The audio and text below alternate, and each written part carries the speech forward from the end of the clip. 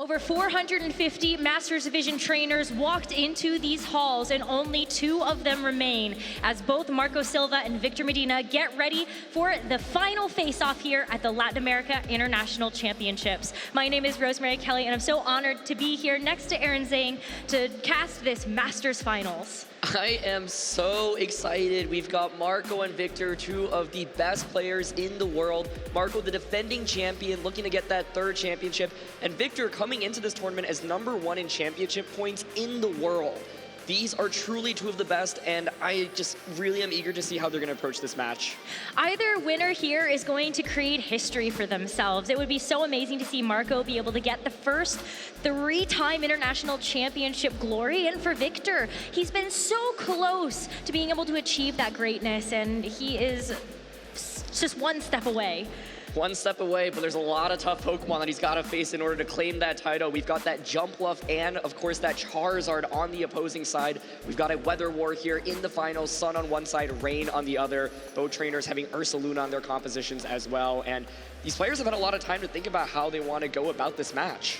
As we take a look at Marco's team, though, one of the key things that really sticks out outside of the fact that you do have this Sun is the fact that you have some really impactful offensive threats. We're looking at that Charizard, Torkoal, Jumpluff, Ursaluna. All 4 of them are really big hitters in their own right. This team is really flexible, and Marco is so incredible at piloting it. Some leads that you'll want to pay attention to potentially in this matchup include Charizard and Jumpluff having a lot of impressive damage immediately. You've got that Sunny Day on Jumpluff, which can override Pelipper if it switches in and tries to set up the Rain. You've also got Incineroar and Porygon 2 as another lead combination. Part of what makes this team so deadly is you can just start attacking immediately with Charizard, or you can angle to set up Trick Room and play a slower mode, bring out that Ursaluna, and deal massive amounts of damage. So I think Marco has a lot of tools with this team, and it's going to be really difficult for Victor to figure out what lead do I think Marco will commit to. And that's where Victor has this puzzle that he has to be able to play around as well, because you take a look at the Sun, and one of the best counters we've seen historically in VGC has been Rain. So is that something that you think that Victor could rely upon comfortably with something like the Pelipper and the Archaludon? Yeah, Pelipper here is going to be, I think, a key Pokemon. You're going to want to have it in this matchup because 1, of course, it can change the weather, and 2, it can resist those fire-type attacks from Charizard. If you look at Victor's team, there are not that many Pokemon that can reliably take those heat waves. Dragonite is another really key Pokemon with that multi-scale, of course, being able to tank fire-type attacks and also threaten damage with that scale shot. Victor's team has the threat of Trick Room, but it also has the threat of Tailwind, and I expect Ursaluna and Golden to be big players in this matchup as well. Archaludon and Sinistcha, I think, are really hard to come out in this matchup because of the Charizard from the opposing side. I can see niche use cases for them, so that's not to say that I don't think you bring them at all, but if you are bringing them, you got to get mileage out of them because they can go down very quickly. Both of these trainers do have an Ursaluna, so those speed around interactions are going to be very interesting to keep an eye on if both of them decide to bring this Ursaluna. But we are ready to get into this very first game of the Masters Finals of the 2025 Latin America International Championships, and one best of 3 is going to separate both of these trainers from reaching that championship title. Let's get into it as Victor leads off with the Pelipper and the Dragonite, and for Marco, it's the Jumpluff and the Porygon 2. I was really eager to see how both players would approach the lead matchups in this one, and I think Pelipper Dragonite is a response to Jumpluff and Torkoal, which I think is Marco's really strong option here, but it's actually a different lead with the Jumpluff and Porygon 2. Porygon 2 right now in a really good spot to deal a lot of damage with Ice Beam and Terra Blast. Jumpluff here pressures with Sleep Powder. This is a key Pokemon in this matchup. It's able to outpace everything and put things to sleep, and the first Sleep Powder of the set will connect. It's going to connect onto that Pelipper, so it is going to have to delay some of its offensive pressure that it would like to do with something like that Weather Ball, or even be able to get this set up, as the Dragonite on Victor's end tries to go all out with this Scale Shot. It's able to connect for the Jumpluff, even though it's going to be 4 or 5 hits, it's not going to be enough to knock it out right now. Really impressive defensive training there. Jumpluff surviving all 5 hits. This is a really valuable Pokemon in this matchup, and now Dragonite critically gets that speed boost. Pelipper will take that first turn of sleep. And that leaves this Porygon 2 to be able to go for this Ice Beam. This Dragonite hasn't taken any damage yet, and so it has its multi-scale intact, but that's the power of a 4-time super effective hit, even even with the multi-scale. Almost just gets that one-hit knockout, so powerful. And Marco now has the option, as you can see, to potentially set up Tailwind. Dragonite, of course, has that speed boost, though, so you, of course, can just go for another scale shot. Porygon 2 right now, though, still sitting very healthy, putting on a lot of offensive pressure. You can see Marco looking like he's trying to consider changing the weather, probably expects Jumpluff to faint here, but saying, you know what, if you actually scale shot into the Porygon, I'll be able to make your Pelipper's damage output reduced, and your Hurricanes, of course, a lot more inaccurate. So what happens next with this Jumpluff, though? I think you've gotten a lot of mileage out of it already, being able to have that defensive capability to deal with the scale shot, but you also have to figure out what's going to be in the back here for Victor. As we see this Pelipper not even try to wake up this turn, it's going to be the Archaludon that comes out on the field in its stead. Jumpluff doesn't get to do anything else this game as the scale shot connects onto it, and it does get knocked out on this turn. Archaludon does make an appearance here, and by conserving that Pelipper, of course, even if there's that threat of Charizard in the back, you can always bring the Pelipper back in, and Charizard in the rain does not really do that much damage. So you can see Victor realize, okay, if I set up Archaludon properly and get it in the right place, it can actually be a huge threat. Dragonite is going to get traded right now, but it is very even at this current point.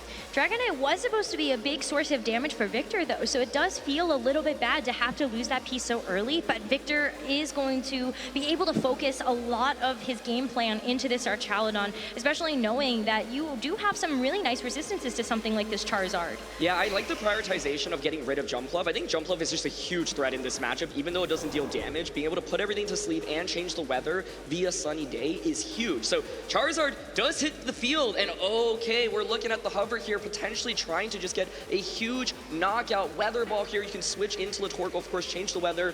You have the option of overheat as well, but I think critically with Jumpluff fainting and Victor still having that Pelipper in the back, this can be fairly tricky. It's a little tough, though, because this Ursaluna hitting the field is Victor's fourth and final for this first game. It doesn't have the guts activated quite yet, and that means you're looking at Headlong Rush, Earthquake, both not going to be able to connect onto something like this Charizard. Leaves it a little bit vulnerable, and at the very least impacts the amount of damage it can do on this next turn.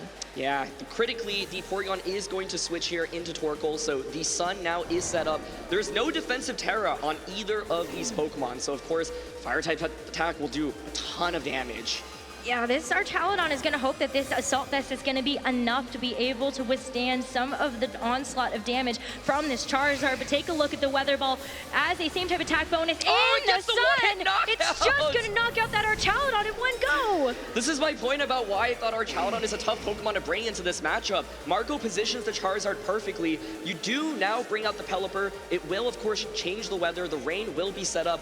You can still Weather Ball actually into the Ursaluna, so might have to see a Terra at this point.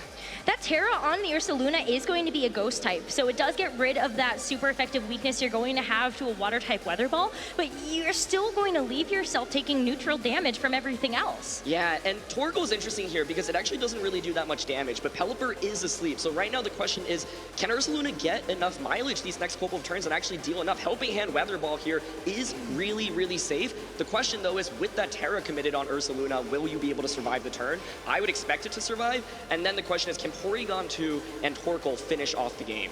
Pelipper also needs to get this turn one wake up. It's already taken a mandatory turn of sleep, so it has the opportunity to actually wake up on this turn, but we see the terrestrialization committed into this Ursaluna. This Ghost Terra has to do wonders for Victor in this first game if he wants to have hope of winning it to kick off this series.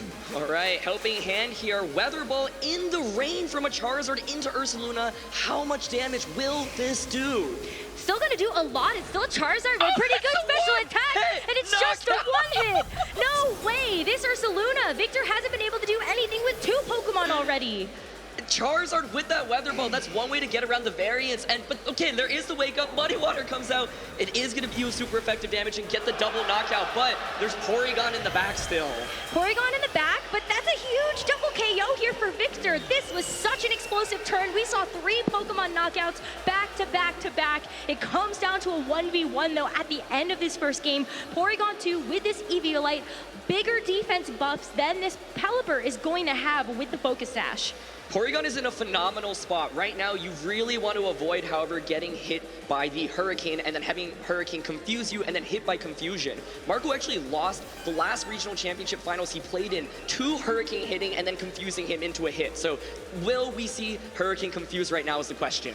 This Porygon 2 also just got a special attack boost, so that's going to feel really nice with that download paying off dividends. This Porygon 2 can set up the Trick Room though, get the speed in its favor, and then play around the Hurricane. Hurricane's going to connect onto the Porygon 2, but does it get the confusion? Ooh. It does not, so Porygon 2 gets to set up that Trick Room. And now it's in such a comfortable position, able to attack first, threatens with Terra Blast, which I think 2 probably just knock out the Pelipper. You can heal back from recover as well, so the odds are overwhelmingly in Marco's favor right now.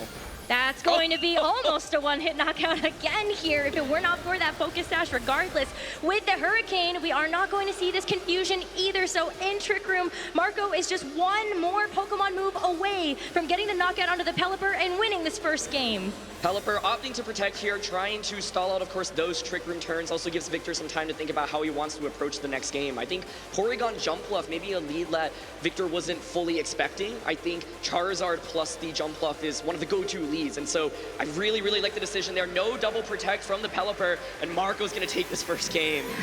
The final Terra Blast into the Pelipper.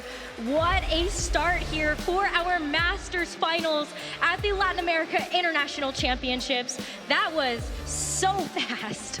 The fact that it was Weather Ball Charizard getting those 2 knockouts, rather like something from the Heat Wave or the Overheat. One of the scariest things about utilizing Marco's team is Sleep Powder can miss, the Heat Wave can miss, the Overheat can miss, but Weather Ball, it won't miss, right? And so really great decision to go for those Weather Balls, finds the perfect positioning to just knock out that Archaludon, and then helping hand Weather Ball one-shotting Ursaluna. That's such a rare interaction, but so much heavy offense here from Marco's end. And so the question is, if you're Victor, how do you adjust? Porygon plus Jump Bluff is a scary lead, but you know what's actually pretty good into that? Golden Go. Golden Go did not get a chance to actually make an appearance, and you know that with something like the Choice Scarf, you are going to be one of the fastest things on the field, unless we see this Tailwind get set up, or the Trick Room that Marco has liked to rely upon in so many of these tournament matches. I would love to see if Golden Go might be the option there, especially because you've got Good as Gold. It's going to make sure you can't get Spored either. Exactly, yeah. I think that's so critical in this matchup because Jump Bluff is a huge nuisance Pokemon. You don't have very many ways to protect yourself from being put to sleep, and so Golden Go here I think could be an interesting adjustment. Archaludon came out in that last matchup, but it just got absolutely destroyed, right? And so if you want to bring the Archaludon out, you need to make sure you time things properly and that the rain is up when you're facing off against Charizard. But Marco finds that snipe and just is able to get the knockout onto the Archaludon without Pelipper being able to change the weather. Well, as we get ready for the second game, Marco Silva is one game away from making history as a 3-time international champion. Victor needs to win this game in order to keep his dreams alive of finally winning a major champion title. Let's see what this game has in store, Aaron. I cannot wait to see the adjustments. Yeah, is there a Golden Goal in the lead is my very first question. And the answer is going to be no. It's going to be double Dragons in the Archaludon Dragonite. We've got an adjustment here as well. No Porygon 2. It's Incineroar brought out instead. Okay, so the Incineroar is going to be able to get an Intimidate drop onto this Dragonite because it's multi-scale. Kind of nice to be able to know that you can keep this Dragonite's damage in check, but this Jump Bluff still has a lot of wiggle room here. You can see the hover for the Ghost Terra. The reason for this is we know there is the Fighting Terra Archaludon on the opposing side, so you don't want to get sniped off by something like Fighting Terra plus the Body Press. Incineroar is a really good defensive piece in this matchup, and once you go for that Terra, Archaludon really struggles to deal significant damage to the Incineroar. Well, as we get them ready for this first turn of the game, we get a chance to see how critical these decisions are going to be. As the Terrestrialization does end up getting invested onto this first turn, we're going to see that Incineroar become that Ghost type. So one of the questions here is, can Victor do a lot of damage this turn? Because like you called out, with that Intimidate, Dragonite's honestly fairly weak. We saw even without the Intimidate skill shots not knocking out the Jump Bluff, and Sleep Powder connects once again. This is another turn 1 where Marco is going to be able to get that sleep onto another Pokemon, removing its offensive capabilities immediately. So even if that doesn't matter, the Body Press isn't going to do anything either. And Marco feels like he's so far ahead now, especially after this parting shot is going to allow this Incineroar to pivot out again. Oh, just one step ahead here. I wonder if Dragonite was actually considering going for the self-target skill shot to increase your defense and then just get these really strong body presses off immediately. So Marco does commit his Terra, but the Dragonite now, of course, is really weakened. The Archaludon doesn't have any stamina boosts yet, and now you can launch the Sleep Powder into the Archaludon slot. And so I think a lot of this matchup is, are you able to connect on your moves? Marco did a really good job of avoiding clicking Heat Wave and Overheat with Charizard in that first game, but Jump Bluff variants with Sleep Powder can really, really be dicey. We are going to get a preview, though, that there actually is no Torkoal in this second game. So Marco very comfortable with the opportunity for this Jump Bluff to go for something like the Sunny Day manually instead.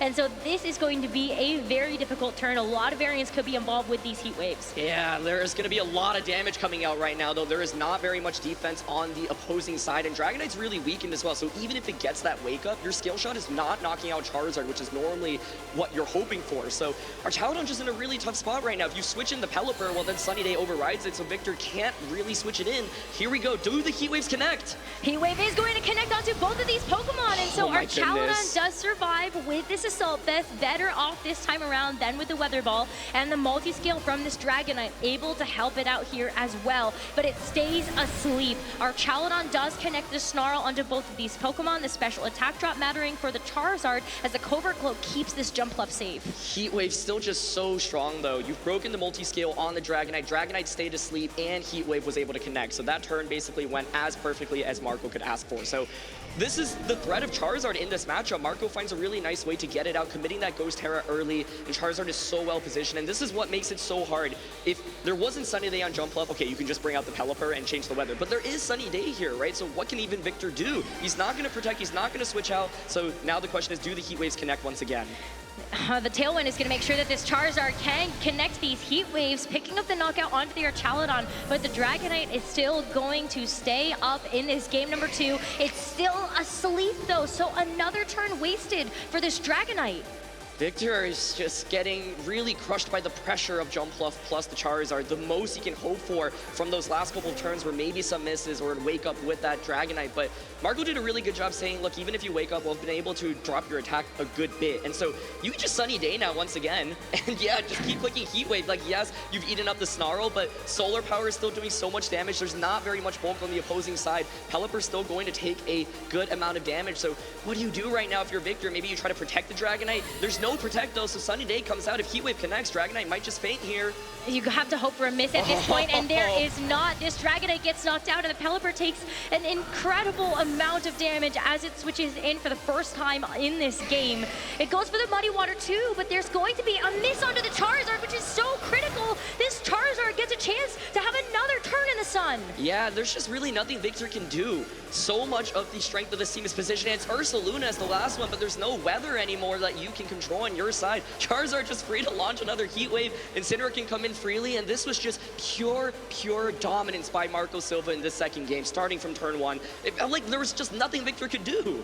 Victor has been absolutely squashed and squandered at every opportunity. Marco has thought about this matchup so much. Maybe there's an opportunity for something like a Heat Wave miss. You can see Victor really thinking about whether or not there's actually a way to get back into this game. Yeah, and it'll start with the Intimidate here, but it's just so tough. The Charizard's still doing so much damage, and Marco's still got that 4 Pokemon in the back, so I don't want to call it too early, but I just don't really see a path to a comeback here at this point. Maybe a couple of crits is the way. You still have an opportunity to stall out these turns of Tailwind, and there still could be Heat Wave misses. You've got the Ursaluna going for the Protect, so that is going to be a Heat Wave that does not connect its mark, but it does pick up the KO onto the Pelipper, and Victor is down to just this Ursaluna left in the second game, and Marco is so close to being able to clinch this victory. No Mega Evolutions, no Dynamax, no Gigantamax, but it's no problem for this Charizard, as it is the absolute key in winning this matchup. Jump Bluff supporting it so incredibly well here, and Marco is just a turn or two away from securing this championship. We are going to see the Terrestrialization committed into this Ursaluna, though. Just another way that you can make sure that you're going to not be able to get faked out. It's going to be a nice way to see if this Ursaluna can actually do any damage on this next turn. The Ghost Terra here will help around a fake out, but it's just Heat Wave, single target connects, and that's it. It's just a one-hit knockout. Heavy is the crown as Marco Silva defends his LAIC title and makes history as the first 3-time international champion in the Masters division.